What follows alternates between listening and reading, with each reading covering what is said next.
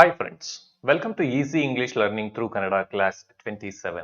ನಾವು ಇದುವರೆಗೂ formation of sentence ನಲ್ಲಿ 5 ರೀತಿಯ ಬೇಸಿಕ್ ಸೆಂಟೆನ್ಸ್ ಗಳನ್ನ ಕಲ್ತ್ಕೊಂಡಿದೀವಿ. ಬನ್ನಿ ನಾವು ಈ ಕ್ಲಾಸ್ ನಲ್ಲಿ ಇದೇ ಫಾರ್ಮೇಶನ್ ಆಫ್ ಸೆಂಟೆನ್ಸ್ ಅನ್ನ ಮುಂದುವರಿಸ್ತಾ ಟೆನ್ಸ್ ಗಳ ಮೂಲಕ ವಾಕ್ಯಗಳ ರಚನೆ ಹೇಗೆ ಬರುತ್ತೆ ಅನ್ನೋದನ್ನ ಕಲ್ತ್ಕೊಳ್ಳೋಣ. ಈ ಕ್ಲಾಸ್ ನಲ್ಲಿ ನಾವು ಪ್ರೆಸೆಂಟ್ ಟೆನ್ಸ್ ಅನ್ನ ತಗೊಳ್ಳೋಣ. ಪ್ರೆಸೆಂಟ್ ಟೆನ್ಸ್ ನಲ್ಲಿ 5 ರೀತಿಯ ವಾಕ್ಯಗಳನ್ನ ಅಭ್ಯಾಸ ಮಾಡ್ತೀವಿ. ಯಾವ್ಯಾವುದು ನೋಡಿ ಇಲ್ಲಿ. Simple sentence, continuous sentence, perfect sentence, perfect continuous sentence ಮತ್ತೆ ಟು ಬಿ ಫಾರ್ಮ್ ಸೆಂಟೆನ್ಸ್. ಇದುವರೆಗೂ ನಾವು ಹೇಗೆ ಅಭ್ಯಾಸ ಮಾಡ್ತಿದ್ದೋ, ಇಲ್ಲಿ ಪ್ರತಿ ವಾಕ್ಯವನ್ನ ತಗೋತಿದ್ದೋ, ಪ್ರತಿ ವಾಕ್ಯವನ್ನ 3 ಕಾಲದಲ್ಲಿ ಅಭ್ಯಾಸ ಮಾಡಿದ್ದೀವಿ. ಹೇಗೆ?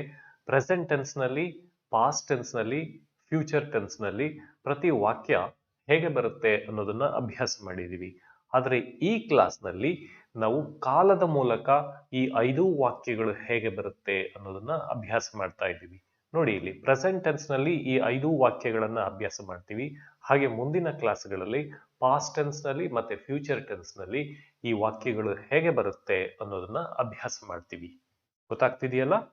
ಈ ವಾಕ್ಯಗಳ ಉಪಯೋಗಗಳ ಒಟ್ಟಾರೆ ಚಿತ್ರಣವನ್ನ ಈ ಕ್ಲಾಸಿನ ಕೊನೆಯಲ್ಲಿ ಕೊಟ್ಟಿದ್ದೇನೆ. ನೀವು ಅದರ ವಿವರಣೆಯನ್ನ ಸಂಬಂಧಪಟ್ಟ ವಿಡಿಯೋಗಳಲ್ಲೇ ನೋಡ್ಬೇಕಾಗತ್ತೆ.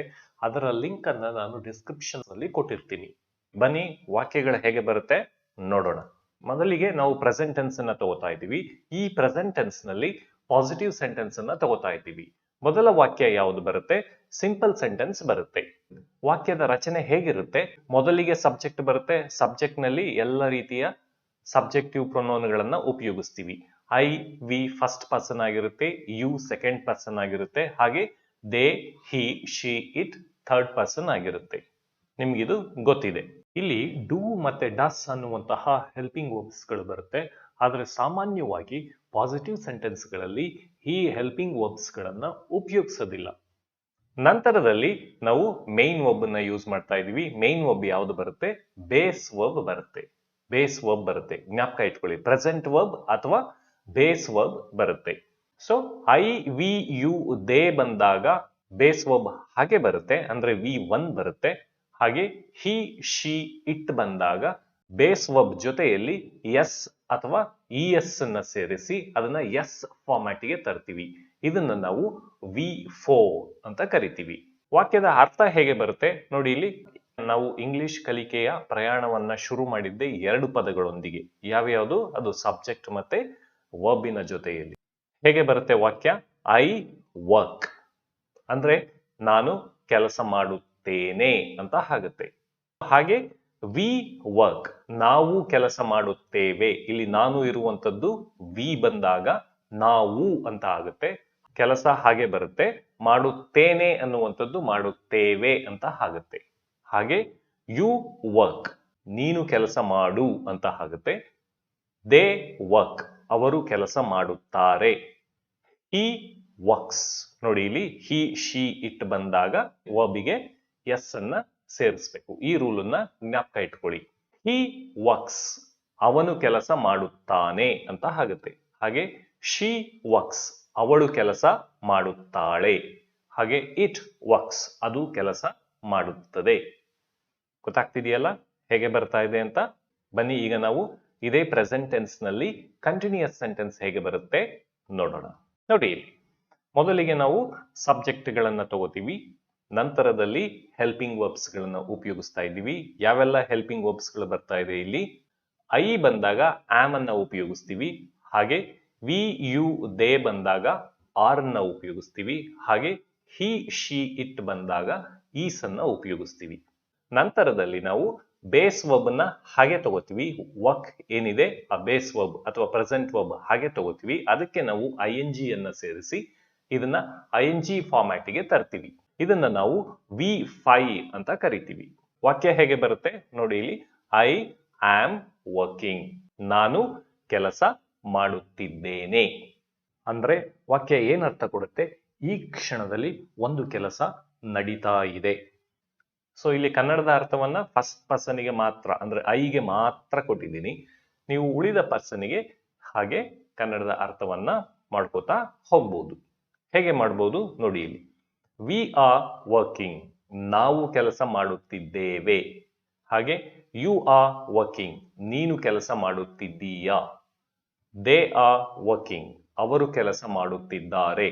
ಹಾಗೆ ಹಿ ಈಸ್ ವರ್ಕಿಂಗ್, ಅವನು ಕೆಲಸ ಮಾಡುತ್ತಿದ್ದಾನೆ. ಶಿ ಈಸ್ ವರ್ಕಿಂಗ್, ಅವಳು ಕೆಲಸ ಮಾಡುತ್ತಿದ್ದಾಳೆ. ಇಟ್ ಈಸ್ ವರ್ಕಿಂಗ್, ಅದು ಕೆಲಸ ಮಾಡುತ್ತಿದೆ. ಗೊತ್ತಾಗ್ತಿದೆಯಲ್ಲ ಹೇಗೆ ವಾಕ್ಯಗಳು ಬರ್ತಾ ಇದೆ ಅಂತ. ಇದಿಷ್ಟು ಸಿಂಪಲ್ ಪ್ರೆಸೆಂಟ್ ಮತ್ತೆ ಕಂಟಿನ್ಯೂಯಸ್ ಸೆಂಟೆನ್ಸ್. ನಂತರದಲ್ಲಿ ಪರ್ಫೆಕ್ಟ್ ಸೆಂಟೆನ್ಸ್ ಬರುತ್ತೆ. ಹೇಗೆ ಬರುತ್ತೆ ನೋಡಿ ಇಲ್ಲಿ. ಮೊದಲಿಗೆ ನಾವು ಸಬ್ಜೆಕ್ಟಿವ್ ಪ್ರೊನೌನ್ಗಳನ್ನ ಉಪಯೋಗಿಸ್ತಾ ಇದ್ದೀವಿ. ನಂತರದಲ್ಲಿ ಹೆಲ್ಪಿಂಗ್ ವರ್ಬ್ಸ್ ಗಳನ್ನ ತಗೋತಾ ಇದ್ದೀವಿ. ಇಲ್ಲಿ ಗಮನಿಸಿ, ಐ ವಿ ಯು ದೇ ಬಂದಾಗ ಹ್ಯಾವ್ ಅನ್ನುವಂತಹ ಹೆಲ್ಪಿಂಗ್ ವರ್ಬ್ ಅನ್ನ ಬಳಸ್ತಾ ಇದ್ದೀವಿ.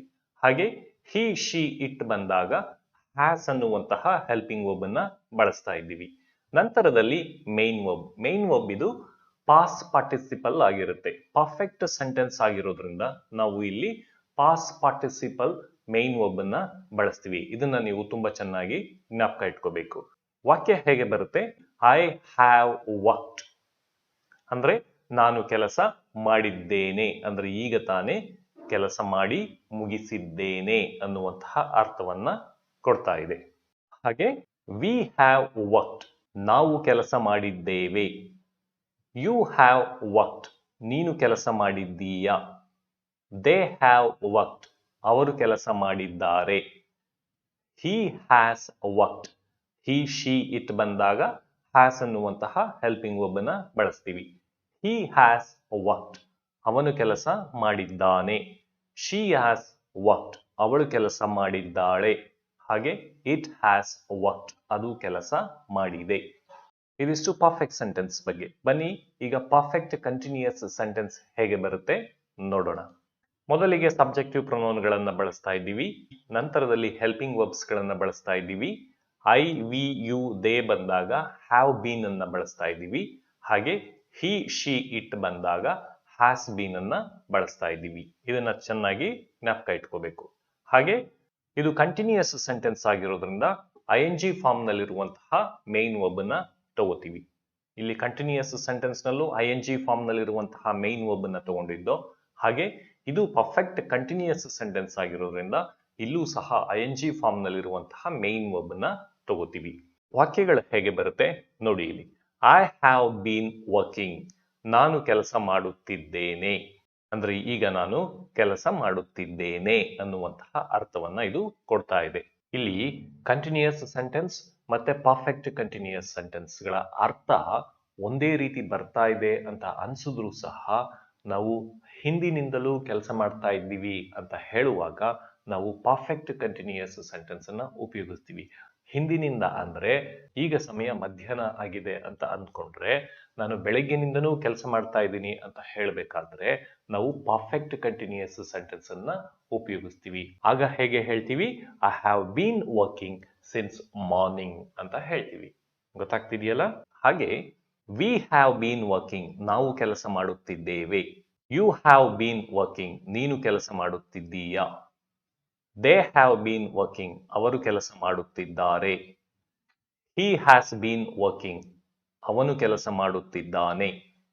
ಶಿ ಹ್ಯಾಸ್ ಬೀನ್ ವರ್ಕಿಂಗ್, ಅವಳು ಕೆಲಸ ಮಾಡುತ್ತಿದ್ದಾಳೆ. ಇಟ್ ಹ್ಯಾಸ್ ಬೀನ್ ವರ್ಕಿಂಗ್, ಅದು ಕೆಲಸ ಮಾಡುತ್ತಿದೆ. ಗೊತ್ತಾಗ್ತಿದೆಯಲ್ಲ ವಾಕ್ಯಗಳು ಹೇಗೆ ಬರ್ತಾ ಇದೆ ಅಂತ. ಬನ್ನಿ ಈಗ ಮುಂದಿನ ಸೆಂಟೆನ್ಸ್ ಯಾವುದಿದೆ, ಟು ಬಿ ಫಾರ್ಮ್ ಹೇಗೆ ಬರುತ್ತೆ ನೋಡೋಣ. ಮೊದಲಿಗೆ ಸಬ್ಜೆಕ್ಟಿವ್ ಪ್ರೊನೌನ್ಗಳನ್ನ ತಗೋತಾ ಇದ್ದೀವಿ. ನಂತರದಲ್ಲಿ ಹೆಲ್ಪಿಂಗ್ ವರ್ಬ್ಸ್ ಹೇಗೆ ಬರ್ತಾ ಇದೆ ಇದು. ಐ ಬಂದಾಗ ಆಮ್ ಅನ್ನುವಂತಹ ಹೆಲ್ಪಿಂಗ್ ವರ್ಬ್ ಅನ್ನ ಬಳಸ್ತೀವಿ. ಹಾಗೆ ವಿ ಯು ದೇ ಬಂದಾಗ ಆರ್ ಅನ್ನುವಂತಹ ಹೆಲ್ಪಿಂಗ್ ವರ್ಬ್ ಅನ್ನ ಬಳಸ್ತಾ ಇದ್ದೀವಿ. ಹಿ ಶಿ ಇಟ್ ಬಂದಾಗ ಈಸ್ ಅನ್ನುವಂತಹ ಹೆಲ್ಪಿಂಗ್ ವರ್ಬ್ ಅನ್ನ ಬಳಸ್ತೀವಿ. ಇದನ್ನ ನೀವು ತುಂಬಾ ಚೆನ್ನಾಗಿ ಜ್ಞಾಪಕ ಇಟ್ಕೋಬೇಕು. ವಾಕ್ಯಗಳು ಹೇಗೆ ಬರುತ್ತೆ ನೋಡಿ ಇಲ್ಲಿ. ಐ ಆಮ್ ಫೈನ್, ನಾನು ಚೆನ್ನಾಗಿದ್ದೇನೆ. ಹಾಗೆ ವಿ ಆರ್ ಫೈನ್, ನಾವು ಚೆನ್ನಾಗಿದ್ದೇವೆ. ಯು ಆರ್ ಫೈನ್, ನೀನು ಚೆನ್ನಾಗಿದ್ದೀಯಾ. ದೇ ಆರ್ ಫೈನ್, ಅವರು ಚೆನ್ನಾಗಿದ್ದಾರೆ. ಹಿ ಈಸ್ ಫೈನ್, ಅವನು ಚೆನ್ನಾಗಿದ್ದಾನೆ. ಶಿ ಈಸ್ ಫೈನ್, ಅವಳು ಚೆನ್ನಾಗಿದ್ದಾಳೆ. ಇಟ್ ಈಸ್ ಫೈನ್, ಅದು ಚೆನ್ನಾಗಿದೆ. ಗೊತ್ತಾಗ್ತಿದೆಯಲ್ಲ ಹೇಗೆ ಬರ್ತಾ ಇದೆ ಅಂತ. ಇಲ್ಲಿ ಗಮನಿಸಿ, ಕಂಟಿನ್ಯೂಯಸ್ ಸೆಂಟೆನ್ಸ್ ಮತ್ತೆ ಟು ಬಿ ಫಾರ್ಮ್ ಈ ಎರಡರಲ್ಲೂ helping verbs am are is ಬರುತ್ತೆ. ಆದ್ರೆ ಕಂಟಿನ್ಯೂಯಸ್ ಸೆಂಟೆನ್ಸ್ ನಲ್ಲಿ ಈ ಹೆಲ್ಪಿಂಗ್ ವರ್ಬ್ಸ್ ಗಳ ನಂತರ ING ಫಾರ್ಮ್ ನಲ್ಲಿರುವಂತಹ ಮೇನ್ ವರ್ಬ್ ಅನ್ನ ಉಪಯೋಗಿಸ್ತೀವಿ. ಆದ್ರೆ ಟು ಬಿ ಫಾರ್ಮ್ ನಲ್ಲಿ ಹೆಲ್ಪಿಂಗ್ ವರ್ಬ್ಸ್ ಗಳ ನಂತರ ನಾವು ಮೇನ್ ವರ್ಬ್ ಅನ್ನ ಉಪಯೋಗಿಸಲ್ಲ, ಅದರ ಬದಲಿಗೆ ಕಾಂಪ್ಲಿಮೆಂಟ್ ಅನ್ನ ಉಪಯೋಗಿಸ್ತೀವಿ. ಟು ಬಿ ಫಾರ್ಮ್ ಸೆಂಟೆನ್ಸ್ ನಲ್ಲಿ ಜ್ಞಾಪಕ ಇಟ್ಕೊಳ್ಳಿ, ಮೇನ್ ವರ್ಬ್ ಬರೋದಿಲ್ಲ. ಮೇನ್ ವರ್ಬ್ ಬದಲಿಗೆ ಇಲ್ಲಿ ಏನ್ ಹೆಲ್ಪಿಂಗ್ ವರ್ಬ್ಸ್ ಇದೆ, ಇದೇ ಹೆಲ್ಪಿಂಗ್ ವರ್ಬ್ಸ್ಗಳು ಮೇನ್ ವರ್ಬ್ ಆಗಿ ಕೆಲಸ ಮಾಡ್ತವೆ. ಗೊತ್ತಾಗ್ತಿದೆಯಲ್ಲ? ಇದನ್ನ ನೀವು ತುಂಬಾ ಚೆನ್ನಾಗಿ ಜ್ಞಾಪಕ ಇಟ್ಕೊಳ್ಳಿ. ಇದಿಷ್ಟು ಪ್ರೆಸೆಂಟ್ ಟೆನ್ಸ್ ನಲ್ಲಿ ಪಾಸಿಟಿವ್ ಸೆಂಟೆನ್ಸ್ ಗಳನ್ನ ಹೇಗೆ ರಚನೆ ಮಾಡಬೇಕು ಅನ್ನುವಂಥದ್ದು. ಬನ್ನಿ ನೆಗೆಟಿವ್ ಸೆಂಟೆನ್ಸ್ ಹೇಗೆ ಬರುತ್ತೆ ನೋಡೋಣ. ಮೊದಲಿಗೆ ಸಿಂಪಲ್ ಪ್ರೆಸೆಂಟ್ ಟೆನ್ಸ್ ನ ತಗೊಳ್ಳೋಣ. ಸಿಂಪಲ್ ಪ್ರೆಸೆಂಟ್ ಟೆನ್ಸ್ ನಲ್ಲಿ ಮೊದಲು ಏನ್ ಬರ್ತಾ ಇದೆ? ಸಬ್ಜೆಕ್ಟ್ ಬರ್ತಾ ಇದೆ. ನಂತರದಲ್ಲಿ ಹೆಲ್ಪಿಂಗ್ ವರ್ಬ್ ಡೂ ಮತ್ತೆ ಡಸ್ ಅನ್ನ ಬಳಸ್ತಾ ಇದ್ದೀವಿ. ಐ ವಿ ಯು ದೇ ಬಂದಾಗ ಡೂ ಬರುತ್ತೆ, ಹಾಗೆ ಹಿ ಶಿ ಇಟ್ ಬಂದಾಗ ಡಸ್ ಬರುತ್ತೆ. ನಂತರದಲ್ಲಿ ನೆಗೆಟಿವ್ ವರ್ಡ್ ನಾಟ್, ಕೊನೆಯಲ್ಲಿ ಮೈನ್ ವರ್ಬ್ ಬರ್ತಾ ಇದೆ. ಮೈನ್ ವರ್ಬ್ ಯಾವುದಿದೆ ಇಲ್ಲಿ? ಬೇಸ್ ವರ್ಬ್ ಇದೆ ಅಥವಾ ಪ್ರೆಸೆಂಟ್ ವರ್ಬ್ ಇರುತ್ತೆ. ಇದನ್ನ ನೀವು ಜ್ಞಾಪಕ ಇಟ್ಕೋಬೇಕು. ವಾಕ್ಯ ಹೇಗೆ ಬರುತ್ತೆ? ಐ ಡು ನಾಟ್ ವರ್ಕ್ ಅಂದ್ರೆ ನಾನು ಕೆಲಸ ಮಾಡುವುದಿಲ್ಲ ಅಂತ ಆಗುತ್ತೆ. ಹಾಗೆ ವಿ ಡು ನಾಟ್ ವರ್ಕ್, ನಾವು ಕೆಲಸ ಮಾಡುವುದಿಲ್ಲ, ನಾನು ಬದಲಿಗೆ ನಾವು ಅಂತ ಆಗುತ್ತೆ. ಹಾಗೆ ಯು ಡು ನಾಟ್ ವರ್ಕ್, ನೀನು ಕೆಲಸ ಮಾಡಬೇಡ ಅಂತ ಆಗುತ್ತೆ. ಅಂದ್ರೆ ಎದುರಿಗಿರುವ ವ್ಯಕ್ತಿಗೆ ನಾವು ಆರ್ಡರ್ ಮಾಡ್ತಾ ಇದ್ವಿ, ನೀನು ಕೆಲಸ ಮಾಡಬೇಡ ಅಂತ. ಹಾಗೆ ದೇ ಡು ನಾಟ್ ವರ್ಕ್, ಅವರು ಕೆಲಸ ಮಾಡುವುದಿಲ್ಲ. ಹಾಗೆ ಹಿ ಡಸ್ ನಾಟ್ ವರ್ಕ್, ಅವನು ಕೆಲಸ ಮಾಡುವುದಿಲ್ಲ. ಇಲ್ಲಿ ಗಮನಿಸಿ, ಹಿ ಶಿ ಇಟ್ ಬಂದಾಗ ಮೈನ್ ವರ್ಬ್ ಜೊತೆಯಲ್ಲಿ ಎಸ್ ಅಥವಾ ಇ ಎಸ್ ಅನ್ನ ಸೇರಿಸ್ತಿದ್ದು. ಆದ್ರೆ ನೆಗೆಟಿವ್ ಸೆಂಟೆನ್ಸ್ ನಲ್ಲಿ ಎಸ್ ಅಥವಾ ಇ ಎಸ್ ಅನ್ನ ನಾವು ಒಬ್ಬಿಗೆ ಸೇರಿಸೋದಿಲ್ಲ, ಬದಲಿಗೆ ಡೂ ಜೊತೆಯಲ್ಲಿ ಸೇರಿಸ್ತೀವಿ. ಇಲ್ಲಿ ಡೂ ಇರುವಂತದ್ದು ಡಸ್ ಆಗುತ್ತೆ. ಹಿ ಡಸ್ ನಾಟ್ ವರ್ಕ್, ಅವನು ಕೆಲಸ ಮಾಡುವುದಿಲ್ಲ. ಹಾಗೆ ಶಿ ಡಸ್ ನಾಟ್ ವರ್ಕ್, ಅವಳು ಕೆಲಸ ಮಾಡುವುದಿಲ್ಲ. ಹಾಗೆ ಇಟ್ ಡಸ್ ನಾಟ್ ವರ್ಕ್, ಅದು ಕೆಲಸ ಮಾಡುವುದಿಲ್ಲ. ಗೊತ್ತಾಗ್ತಿದೆಯಲ್ಲ? ಸೊ ಇದು ಸಿಂಪಲ್ ಸೆಂಟೆನ್ಸ್. ಬನ್ನಿ ಕಂಟಿನ್ಯೂಯಸ್ ಸೆಂಟೆನ್ಸ್ ಹೇಗೆ ಬರುತ್ತೆ ನೋಡೋಣ. ಮೊದಲಿಗೆ ಸಬ್ಜೆಕ್ಟ್ ಗಳನ್ನ ತಗೋತೀವಿ, ನಂತರದಲ್ಲಿ ಹೆಲ್ಪಿಂಗ್ ವರ್ಬ್, ನಂತರದಲ್ಲಿ ನೆಗೆಟಿವ್ ವರ್ಡ್ ನಾಟ್, ಕೊನೆಯಲ್ಲಿ ING ಫಾರ್ಮ್ ನಲ್ಲಿರುವಂತಹ ಮೇನ್ ವರ್ಬ್. ವಾಕ್ಯಗಳು ಹೇಗೆ ಬರುತ್ತೆ? ಐ ಆಮ್ ನಾಟ್ ವರ್ಕಿಂಗ್, ನಾನು ಕೆಲಸ ಮಾಡುತ್ತಿಲ್ಲ. ಅಂದ್ರೆ ಈಗ ನಾನು ಒಂದು ಕೆಲಸವನ್ನ ಮಾಡುತ್ತಿಲ್ಲ ಅನ್ನುವಂತಹ ಅರ್ಥವನ್ನ ಇದು ಕೊಡ್ತಾ ಇದೆ. ಹಾಗೆ ವಿ ಆರ್ ನಾಟ್ ವರ್ಕಿಂಗ್, ನಾವು ಕೆಲಸ ಮಾಡುತ್ತಿಲ್ಲ. ಹಾಗೆ ಯು ಆರ್ ನಾಟ್ ವರ್ಕಿಂಗ್, ನೀನು ಕೆಲಸ ಮಾಡುತ್ತಿಲ್ಲ. ದೇ ಆರ್ ನಾಟ್ ವರ್ಕಿಂಗ್, ಅವರು ಕೆಲಸ ಮಾಡುತ್ತಿಲ್ಲ. ಹಾಗೆ ಹಿ ಈಸ್ ನಾಟ್ ವರ್ಕಿಂಗ್, ಅವನು ಕೆಲಸ ಮಾಡುತ್ತಿಲ್ಲ. ಶಿ ಈಸ್ ನಾಟ್ ವರ್ಕಿಂಗ್, ಅವಳು ಕೆಲಸ ಮಾಡುತ್ತಿಲ್ಲ. ಹಾಗೆ ಇಟ್ ಈಸ್ ನಾಟ್ ವರ್ಕಿಂಗ್, ಅದು ಕೆಲಸ ಮಾಡುತ್ತಿಲ್ಲ. ಇದಿಷ್ಟು ಕಂಟಿನ್ಯೂಯಸ್ ಸೆಂಟೆನ್ಸ್ ಬಗ್ಗೆ. ಬನ್ನಿ ಈಗ ಪರ್ಫೆಕ್ಟ್ ಸೆಂಟೆನ್ಸ್ ಹೇಗೆ ಬರುತ್ತೆ ನೋಡೋಣ. ಮೊದಲಿಗೆ ಸಬ್ಜೆಕ್ಟ್ ತಗೋತೀವಿ, ನಂತರದಲ್ಲಿ ಹೆಲ್ಪಿಂಗ್ ವರ್ಬ್ ಹ್ಯಾವ್ ಮತ್ತೆ ಹ್ಯಾಸ್, ನಂತರದಲ್ಲಿ ನೆಗೆಟಿವ್ ವರ್ಡ್ ನಾಟ್, ಕೊನೆಯಲ್ಲಿ ಪಾಸ್ಟ್ ಪಾರ್ಟಿಸಿಪಲ್ ಮೇನ್ ವರ್ಬ್. ಇದನ್ನ ನೀವು ಜ್ಞಾಪಕ ಇಟ್ಕೋಬೇಕು. ವಾಕ್ಯಗಳು ಹೇಗೆ ಬರುತ್ತೆ?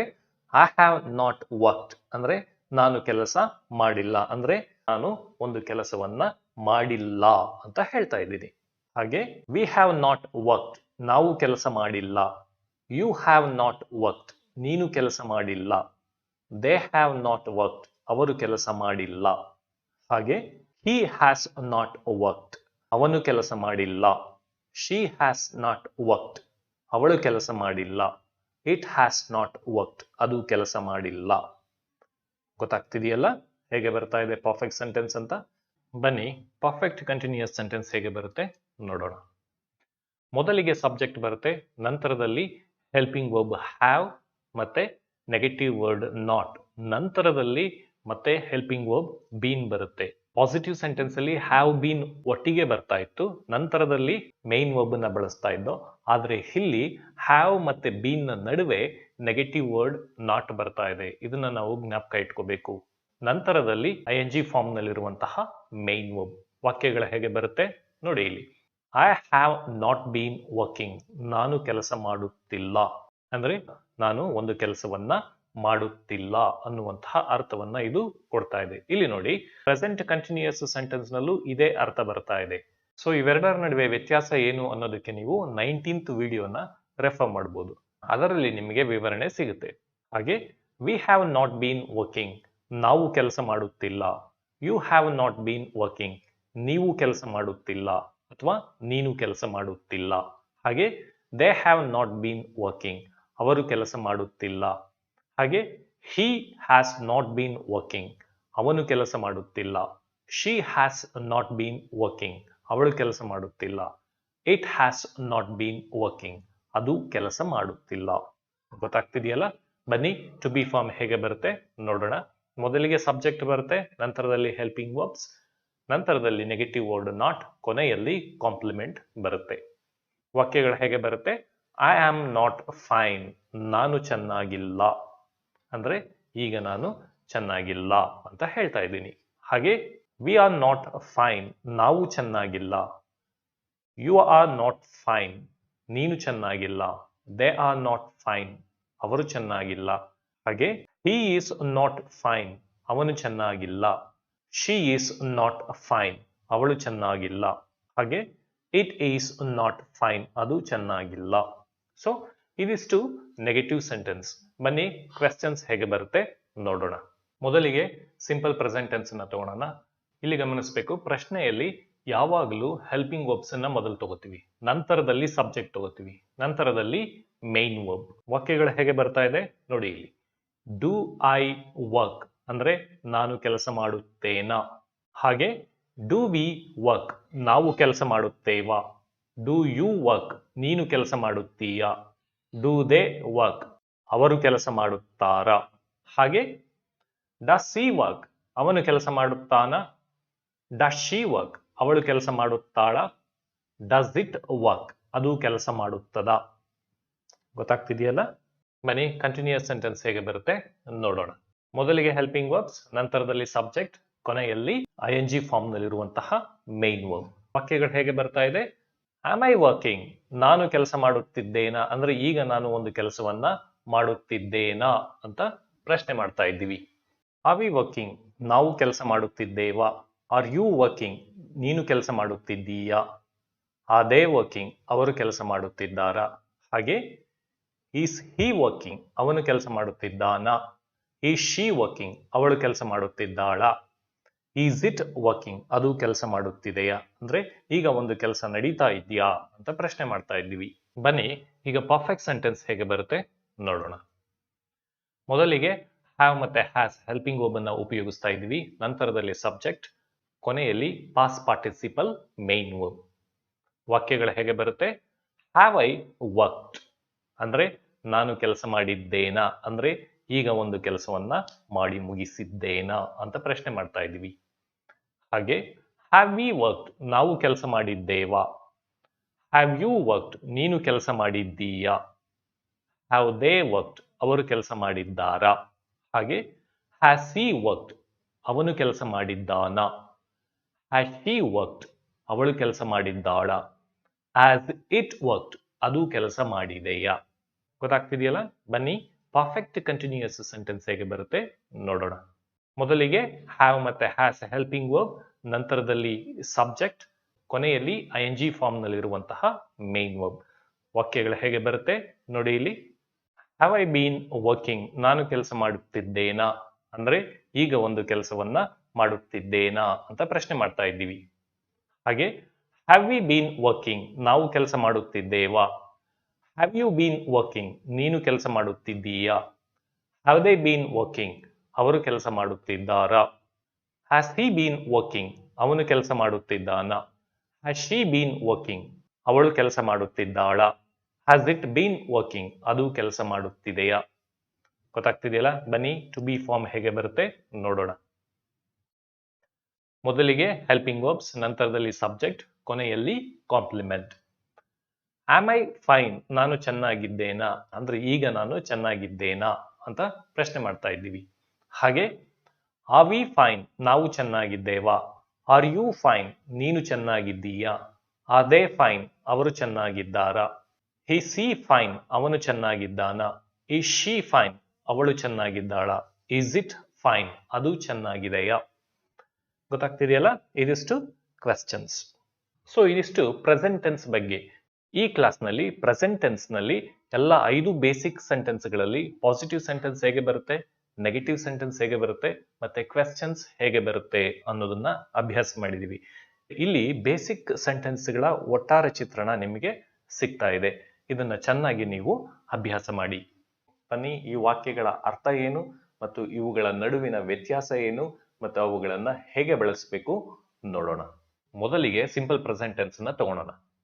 ಇಂಗ್ಲಿಷ್ನಲ್ಲಿ ಕೆಲವೊಂದು ಸಂದರ್ಭಗಳಲ್ಲಿ ಒಂದು ನಿರ್ದಿಷ್ಟವಾದಂತಹ ವಿಚಾರವನ್ನ ಹೇಳಲಿಕ್ಕೆ ಒಂದು ನಿರ್ದಿಷ್ಟವಾದ ವಾಕ್ಯವನ್ನೇ ಬಳಸಬೇಕಾಗುತ್ತೆ. ನಾವು ಬೇರೆ ವಾಕ್ಯವನ್ನ ಬಳಸ್ಲಿಕ್ಕಾಗಲ್ಲ. ಒಂದು ವೇಳೆ ಬಳಸಿದ್ರೆ ಆ ವಾಕ್ಯದ ಅರ್ಥವೇ ಬೇರೆ ಆಗುತ್ತೆ ಅಥವಾ ಆ ವಾಕ್ಯ ತಪ್ಪಾಗುತ್ತೆ. ಈ ಸಿಂಪಲ್ ಪ್ರೆಸೆಂಟ್ ವಾಕ್ಯಗಳನ್ನ ಯಾವ ಯಾವ ಸಂದರ್ಭದಲ್ಲಿ ಉಪಯೋಗಿಸ್ಬೇಕು ಅನ್ನೋದನ್ನ 7th ಕ್ಲಾಸ್ನಲ್ಲಿ ಡೀಟೇಲ್ ಆಗಿ ಹೇಳಿದ್ದೀನಿ.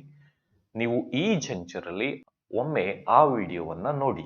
ಈ ಕ್ಲಾಸ್ನಲ್ಲಿ ನಾವು ಈ ವಾಕ್ಯಗಳನ್ನ ಮತ್ತಷ್ಟು ಸ್ಪಷ್ಟವಾಗಿ ಅರ್ಥ ಮಾಡಿಕೊಳ್ಳುವಂತಹ ಪ್ರಯತ್ನವನ್ನ ಮಾಡೋಣ. ಬನ್ನಿ, ಇಲ್ಲಿ ತುಂಬಾ ಸಂಕ್ಷಿಪ್ತವಾಗಿ ಸಿಂಪಲ್ ಪ್ರೆಸೆಂಟ್ ಟೆನ್ಸ್ ವಾಕ್ಯವನ್ನ ಯಾವ ಯಾವ ಸಂದರ್ಭಗಳಲ್ಲಿ ಉಪಯೋಗಿಸ್ತೀವಿ ನೋಡೋಣ. ಮೊದಲಿಗೆ ಜನರಲ್ ಟ್ರೂತ್ಸ್ ಅಂದ್ರೆ ಸದಾ ಸತ್ಯವಾಗಿರುವಂತಹ ವಿಚಾರಗಳು, ಹಾಗೆ ಪರ್ಮನೆಂಟ್ ಫ್ಯಾಕ್ಟ್ಸ್ ಶಾಶ್ವತವಾದಂತಹ ಸಂಗತಿಗಳು, ಹಾಗೆ ಹ್ಯಾಬಿಟ್ಸ್ ಅಂಡ್ ರಿಪೀಟೆಡ್ ಆಕ್ಷನ್ಸ್ ಅಭ್ಯಾಸಗಳು ಮತ್ತು ಪುನರಾವರ್ತಿತ ಕ್ರಿಯೆಗಳು, ಪಾಸ್ಟ್ ಸ್ಟೋರೀಸ್ ಅಂದ್ರೆ ಹಿಂದಿನ ಕಥೆಗಳು, ಹಾಗೆ ಎಮೋಷನ್ಸ್ ಅಂಡ್ ವಿಶಸ್ ಭಾವನೆಗಳು ಮತ್ತು ಶುಭಾಶಯಗಳು, ಹಾಗೆ directions or instructions or live commentaries ಅಂದ್ರೆ ನಿರ್ದೇಶನಗಳು, ಸೂಚನೆಗಳು ಮತ್ತು ಲೈವ್ ಕಾಮೆಂಟರೀಸ್, ಹಾಗೆ future schedules or timetables or fixed plans ಭವಿಷ್ಯದ ವೇಳಾಪಟ್ಟಿಗಳು, ಸಮಯ ಸೂಚಕಗಳು, ಸ್ಥಿರ ಯೋಜನೆಗಳು, ಹಾಗೆ ಸ್ಟೇಟಿ ವರ್ಬ್ಸ್ ಸ್ಥಿತಿ ಸೂಚಕ ಕ್ರಿಯಾಪದಗಳು, ಹಾಗೆ ಕಂಡೀಷನಲ್ ಸೆಂಟೆನ್ಸಸ್ ಷರತ್ತುಬದ್ಧ ವಾಕ್ಯಗಳು, ಹಾಗೆ ನ್ಯೂಸ್ ಪೇಪರ್. ಈ ಎಲ್ಲ ಸಂದರ್ಭಗಳಲ್ಲಿ ನಾವು ಸಿಂಪಲ್ ಪ್ರೆಸೆಂಟ್ ವಾಕ್ಯವನ್ನ ಉಪಯೋಗಿಸ್ತೀವಿ. ಬನ್ನಿ, ಈಗ ನಾವು ಪ್ರೆಸೆಂಟ್ ಕಂಟಿನ್ಯೂಯಸ್ ನ ಉಪಯೋಗಗಳು ಯಾವ್ಯಾವುದು ತಿಳ್ಕೊಳ್ಳೋಣ. ಮೊದಲನೇ ಉಪಯೋಗ ಹ್ಯಾಪನಿಂಗ್ ನೌ ಅಂದ್ರೆ ಈ ಕ್ಷಣದಲ್ಲಿ ನಡೆಯುತ್ತಿರುವಂತಹ ಕ್ರಿಯೆಗಳು, ಹಾಗೆ ಅರೌಂಡ್ ನೌ ಅಂದ್ರೆ ಇಲ್ಲಿ ಕೆಲಸ ಈಗ ನಡೀತಾ ಇಲ್ಲ, ಆದ್ರೆ ಪ್ರಸ್ತುತದಲ್ಲಿ ಅಂದ್ರೆ ವರ್ತಮಾನದಲ್ಲಿ ನಡೀತಾ ಇದೆ. ಅಂತಹ ಸಂದರ್ಭದಲ್ಲಿ ಈ ವಾಕ್ಯವನ್ನ ಬಳಸ್ತೀವಿ. ಹಾಗೆ ಟೆಂಪರರಿ ಹ್ಯಾಬಿಟ್ಸ್ ತಾತ್ಕಾಲಿಕ ಅಭ್ಯಾಸಗಳು, ಹಾಗೆ definite plans in near future ಭವಿಷ್ಯದಲ್ಲಿನ ನಿಗದಿತ ಯೋಜನೆಗಳು, ಹಾಗೆ ಅನೋಯಿಂಗ್ ಹ್ಯಾಬಿಟ್ಸ್ ಕಿರಿಕಿರಿಯನ್ನ ಉಂಟು ಮಾಡುವಂತಹ ಅಭ್ಯಾಸಗಳು, ಹಾಗೆ ಫಾರ್ ಗ್ರಾಜುವಲ್ ಡೆವಲಪ್ಮೆಂಟ್ ಅಂದ್ರೆ ಸಮಯ ಕಳೆದಂತೆ ನಡೆಯುವಂತಹ ಬೆಳವಣಿಗೆಗಳನ್ನ ಹೇಳಲಿಕ್ಕೆ ಈ ವಾಕ್ಯಗಳನ್ನ ಉಪಯೋಗಿಸ್ತೀವಿ. ಗೊತ್ತಾಗ್ತಿದೆಯಲ್ಲ? ಇದೆರಡು ಸಿಂಪಲ್ ಸೆಂಟೆನ್ಸ್ ಮತ್ತೆ ಕಂಟಿನ್ಯೂಯಸ್ ಸೆಂಟೆನ್ಸ್ ನ ಉಪಯೋಗಗಳು. ಈ ಕಂಟಿನ್ಯೂಯಸ್ ಸೆಂಟೆನ್ಸ್ ನ ಉಪಯೋಗಗಳನ್ನ ಸಂಪೂರ್ಣವಾಗಿ ನೀವು ತಿಳ್ಕೋಬೇಕು ಅಂದ್ರೆ 13ನೇ ವಿಡಿಯೋವನ್ನ ರೆಫರ್ ಮಾಡಿ. ಬನ್ನಿ, ಈಗ ನಾವು ಪ್ರೆಸೆಂಟ್ ಸಿಂಪಲ್ ಹಾಗೆ ಪ್ರೆಸೆಂಟ್ ಕಂಟಿನ್ಯೂಯಸ್ ಸೆಂಟೆನ್ಸ್ ಗಳ ನಡುವಿನ ವ್ಯತ್ಯಾಸ ಏನು ಅನ್ನೋದನ್ನ ಒಂದೆರಡು ಉದಾಹರಣೆಗಳ ಮೂಲಕ ತಿಳ್ಕೊಳ್ಳೋಣ. ನೋಡಿ, ಇದು ಸಿಂಪಲ್ ಪ್ರೆಸೆಂಟ್ ನಲ್ಲಿ ಇರುವಂತಹ ವಾಕ್ಯ. ಏನದು? The sun rises in the east ಅಂದ್ರೆ ಸೂರ್ಯ ಪೂರ್ವದಲ್ಲಿ ಉದಯಿಸುತ್ತಾನೆ. ಅಂದ್ರೆ ಯಾವ ವಿಚಾರವನ್ನ ಹೇಳ್ತಾ ಇದೆ? ಸದಾ ಸತ್ಯವಾಗಿರುವಂತಹ ವಿಚಾರವನ್ನ ಹೇಳ್ತಾ ಇದೆ. ನೋಡಿ, ಈ ವಾಕ್ಯದ ಅರ್ಥ ಹೇಗೆ ಬರುತ್ತೆ?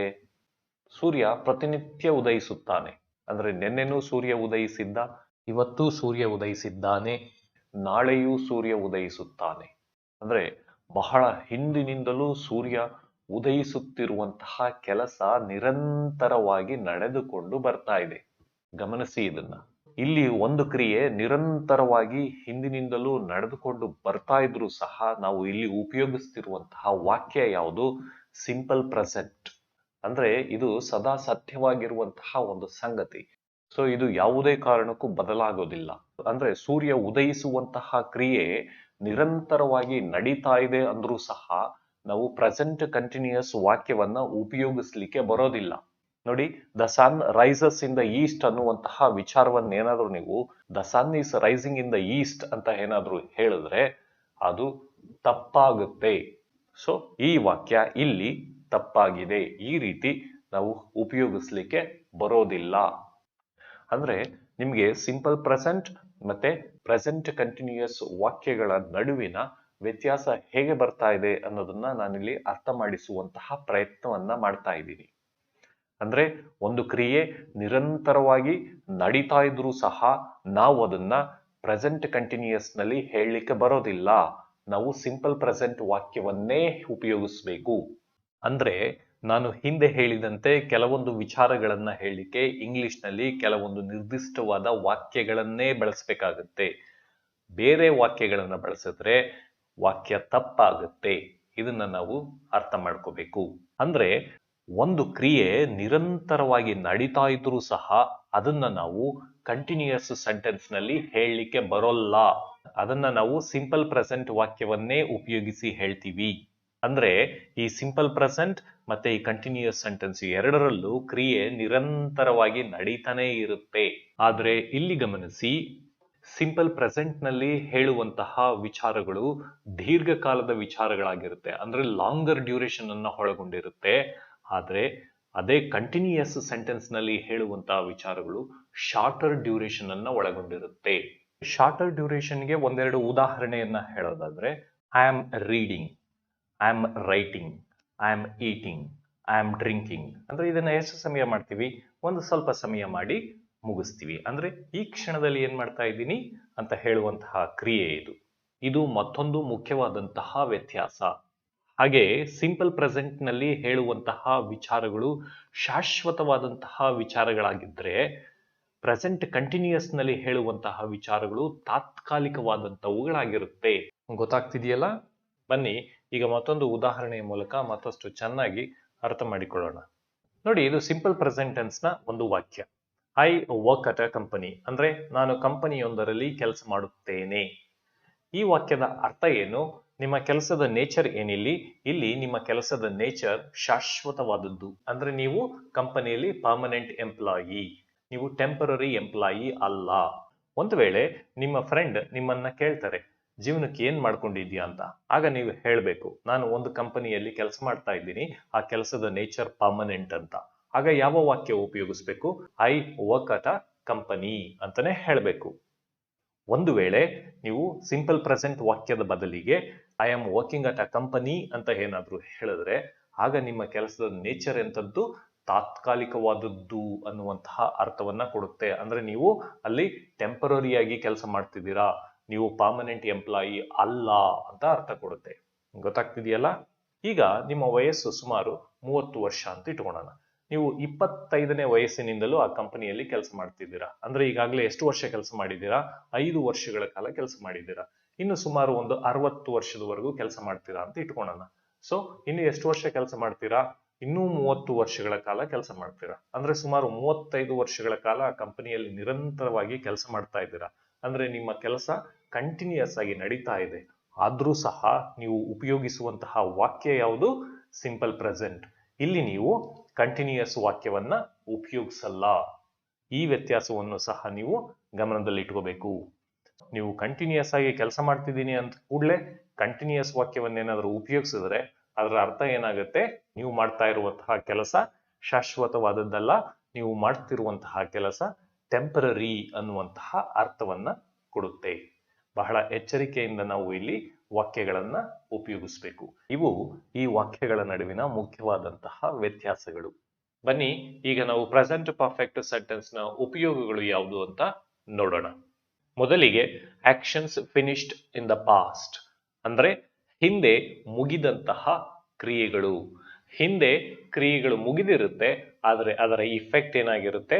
ಪ್ರೆಸೆಂಟ್ ನಲ್ಲಿ ಇರುತ್ತೆ. ಅಂದ್ರೆ ಕ್ರಿಯೆ ಪಾಸ್ಟ್ ಅಲ್ಲೇ ಮುಗಿದಿರುತ್ತೆ, ಅದರ ಇಫೆಕ್ಟ್ ಮಾತ್ರ ಪ್ರೆಸೆಂಟ್ ನಲ್ಲಿ ಇರುತ್ತೆ. ಹಾಗೆ ಆಕ್ಷನ್ಸ್ ಹ್ಯಾಪನ್ಡ್ ರೀಸೆಂಟ್ಲಿ. ಇತ್ತೀಚೆಗೆ ಮುಗಿದಂತಹ ಕ್ರಿಯೆಗಳು. ಹಾಗೆ repeated actions between past and now. ಅಂದ್ರೆ ಪಾಸ್ಟ್ ಮತ್ತೆ ಪ್ರೆಸೆಂಟ್ ಈ ಎರಡೂ ಕಾಲಮಾನಗಳ ನಡುವೆ ನಡೆದಂತಹ ಪುನರಾವರ್ತಿತ ಕ್ರಿಯೆಗಳು. ಹಾಗೆ ಲೈಫ್ ಎಕ್ಸ್ಪೀರಿಯನ್ಸ್, ಜೀವನದ ಅನುಭವಗಳು. ಅಕಾಂಪ್ಲಿಷ್ಮೆಂಟ್ಸ್ ಅಂದ್ರೆ ಜೀವನದ ಸಾಧನೆಗಳು, ಅಂದ್ರೆ ನಾವು ಜೀವಮಾನದಲ್ಲಿ ಮಾಡಿದಂತಹ ಸಾಧನೆಗಳನ್ನ ಹೇಳಲಿಕ್ಕೆ ಪರ್ಫೆಕ್ಟ್ ಸೆಂಟೆನ್ಸ್ ಅನ್ನ ಉಪಯೋಗಿಸ್ತೀವಿ. ಹಾಗೆ actions started in the past and continues in the present, ಅಂದ್ರೆ ಪಾಸ್ಟ್ ಅಲ್ಲಿ ನಾವು ಕ್ರಿಯೆಯನ್ನು ಶುರು ಮಾಡಿರ್ತೀವಿ, ಆದ್ರೆ ಅದು ಪ್ರೆಸೆಂಟ್ ನಲ್ಲಿಯೂ ಸಹ ನಡೀತಾ ಇರುತ್ತೆ. ಅಂತಹ ಕ್ರಿಯೆಗಳನ್ನ ಹೇಳಲಿಕ್ಕೆ ನಾವು ಇಲ್ಲಿ ಪ್ರೆಸೆಂಟ್ ಪರ್ಫೆಕ್ಟ್ ಸೆಂಟೆನ್ಸ್ ಅನ್ನ ಉಪಯೋಗಿಸ್ತೀವಿ. ಸೊ ಇದಿಷ್ಟು ಪ್ರೆಸೆಂಟ್ ಪರ್ಫೆಕ್ಟ್ ಸೆಂಟೆನ್ಸ್ ನ ಉಪಯೋಗಗಳು. ಇದರ ಸಂಪೂರ್ಣ ವಿವರಣೆ ಬೇಕು ಅಂದ್ರೆ 18th ವಿಡಿಯೋನ ರೆಫರ್ ಮಾಡಬಹುದು. ಬನ್ನಿ ಈಗ ನಾವು ಪ್ರೆಸೆಂಟ್ ಪರ್ಫೆಕ್ಟ್ ಕಂಟಿನ್ಯೂಯಸ್ ಸೆಂಟೆನ್ಸ್ ನ ಉಪಯೋಗಗಳು ಯಾವ್ಯಾವುದು ನೋಡೋಣ. ಮೊದಲನೇ ಉಪಯೋಗ ಯಾವುದು? ಕಂಟಿನ್ಯೂಯಸ್ ಆಕ್ಷನ್, ಅಂದ್ರೆ ನಿರಂತರವಾಗಿ ನಡೆಯುತ್ತಿರುವಂತಹ ಕ್ರಿಯೆ. ಅಂದ್ರೆ ಒಂದು ಕೆಲಸ ಪಾಸ್ಟ್ ಅಲ್ಲೇ ಶುರುವಾಗಿರುತ್ತೆ, ಪಾಸ್ಟ್ ಅಲ್ಲೇ ಶುರುವಾಗಿ ಈಗಲೂ ಸಹ ನಡೀತಾ ಇರುತ್ತೆ. ಅಂತಹ ಸಂದರ್ಭದಲ್ಲಿ ನಾವು ಈ ವಾಕ್ಯವನ್ನ ಉಪಯೋಗಿಸ್ತೀವಿ. ಹಾಗೆ ಅನ್ ಎಫೆಕ್ಟ್ ಆನ್ ದ ಪ್ರೆಸೆಂಟ್, ಅಂದ್ರೆ ಕ್ರಿಯೆ ಪಾಸ್ಟ್ ಅಲ್ಲೇ ಶುರುವಾಗಿ ಹಿಂದೆಯೇ ಮುಗಿದಿರುತ್ತೆ ಅಥವಾ ಈಗ ತಾನೇ ಮುಗಿದಿರುತ್ತೆ, ಆದ್ರೆ ಅದರ ಇಫೆಕ್ಟ್ ಮಾತ್ರ ಪ್ರೆಸೆಂಟ್ ನಲ್ಲಿ ಇರುತ್ತೆ. ಹಾಗೆ for temporary habits and situations, ತಾತ್ಕಾಲಿಕವಾದಂತಹ ಅಭ್ಯಾಸಗಳು ಮತ್ತು ಸಂದರ್ಭಗಳು. ಅಂತಹ ಸಂದರ್ಭದಲ್ಲಿಯೂ ಸಹ ನಾವು ಈ ಪ್ರೆಸೆಂಟ್ ಪರ್ಫೆಕ್ಟ್ ಕಂಟಿನ್ಯೂಯಸ್ ಸೆಂಟೆನ್ಸ್ ಅನ್ನ ಉಪಯೋಗಿಸ್ತೀವಿ. ಇದರ ಸಂಪೂರ್ಣ ವಿವರಣೆ ವಿಡಿಯೋ ನಂಬರ್ 22ರಲ್ಲಿ ಸಿಗುತ್ತೆ, ಅದನ್ನ ನೀವು ಇಲ್ಲಿ ರೆಫರ್ ಮಾಡಬಹುದು. ಬನ್ನಿ ಈಗ ನಾವು ಟು ಬಿ ಫಾರ್ಮ್ ನ ಉಪಯೋಗಗಳು ಯಾವುದು ಅಂತ ನೋಡೋಣ. ಎಕ್ಸಿಸ್ಟ್, ಅಸ್ತಿತ್ವದಲ್ಲಿ ಇರುವಂಥದ್ದು, ಅಂದ್ರೆ ಒಬ್ಬ ವ್ಯಕ್ತಿ, ಒಂದು ಸ್ಥಳ, ಒಂದು ವಿಚಾರ, ಒಂದು ವಸ್ತು ಅಸ್ತಿತ್ವದಲ್ಲಿ ಇರುವಂಥದ್ದನ್ನ ಹೇಳಲಿಕ್ಕೆ ನಾವು ಈ ವಾಕ್ಯವನ್ನ ಉಪಯೋಗಿಸ್ತೀವಿ. ಹಾಗೆ ಹ್ಯಾಪನ್ಸ್, ಅಂದ್ರೆ ಇಲ್ಲಿ ಒಂದು ಕೆಲಸ ನಡೀತಾ ಇರುತ್ತೆ, ಅದನ್ನ ಹೇಳಲಿಕ್ಕೆ ನಾವು ಈ ವಾಕ್ಯವನ್ನ ಉಪಯೋಗಿಸ್ತೀವಿ. ನಂತರದಲ್ಲಿ ಲೊಕೇಟೆಡ್, ಅಂದ್ರೆ ಒಬ್ಬ ವ್ಯಕ್ತಿ, ಒಂದು ವಸ್ತು, ಒಂದು ಸ್ಥಳ ಅಥವಾ ಒಂದು ವಿಚಾರ ಇದೆ ಅಂತ ಹೇಳಲಿಕ್ಕೆ ನಾವು ಈ ವಾಕ್ಯವನ್ನ ಉಪಯೋಗಿಸ್ತೀವಿ. ಹಾಗೆ ಐಡೆಂಟಿಟಿ, ಅಂದ್ರೆ ಒಬ್ಬ ವ್ಯಕ್ತಿ, ಒಂದು ಸ್ಥಳ, ಒಂದು ವಸ್ತು ಅಥವಾ ಒಂದು ವಿಚಾರದ ಗುರುತಿಸುವಿಕೆಯನ್ನ ಮಾಡಲಿಕ್ಕೆ ನಾವು ಈ ವಾಕ್ಯವನ್ನ ಉಪಯೋಗಿಸ್ತೀವಿ. ಹಾಗೆ ಕ್ವಾಲಿಟಿ, ಅಂದ್ರೆ ಒಂದು ವಸ್ತುವಿನ ಗುಣಮಟ್ಟ ಅಥವಾ ಒಬ್ಬ ವ್ಯಕ್ತಿಯ ಸ್ವಭಾವವನ್ನ ಹೇಳಲಿಕ್ಕೆ ನಾವು ಈ ವಾಕ್ಯವನ್ನ ಉಪಯೋಗಿಸ್ತೀವಿ. ಟು ಬಿ ಫಾರ್ಮ್ ಸೆಂಟೆನ್ಸ್ ನ ಸಂಪೂರ್ಣ ಉಪಯೋಗವನ್ನ ನೀವು ತಿಳ್ಕೋಬೇಕು ಅಂದ್ರೆ 26th ವಿಡಿಯೋವನ್ನ ನೀವು ನೋಡಬೇಕಾಗುತ್ತೆ. ಸೊ ಇದಿಷ್ಟು ಪ್ರೆಸೆಂಟ್ ಟೆನ್ಸ್ ನಲ್ಲಿ ಬರುವಂತಹ ವಾಕ್ಯಗಳು. ಇಲ್ಲಿ ನಾವು ಅದರ ರಚನೆ ಹೇಗೆ, ಅದರ ಉಪಯೋಗಗಳು ಹೇಗೆ ಅನ್ನೋದನ್ನ ತಿಳ್ಕೊಂಡಿದ್ದೀವಿ. ಈ ಕ್ಲಾಸ್ ಇಷ್ಟ ಆಗಿದ್ರೆ ದಯವಿಟ್ಟು ಒಂದು ಲೈಕ್ ಅನ್ನು ಕೊಡಿ. ಹೊಸದಾಗಿ ವಿಡಿಯೋ ನೋಡ್ತಾ ಇದ್ರೆ ಸಬ್ಸ್ಕ್ರೈಬ್ ಮಾಡಿ, ಹಾಗೆ ಬೆಲ್ ಐಕಾನ್ ಅನ್ನು ಪ್ರೆಸ್ ಮಾಡಿ. ಮುಂದಿನ ಕ್ಲಾಸ್ ನಲ್ಲಿ ಮತ್ತೆ ಸಿಗೋಣ. Thank you friends.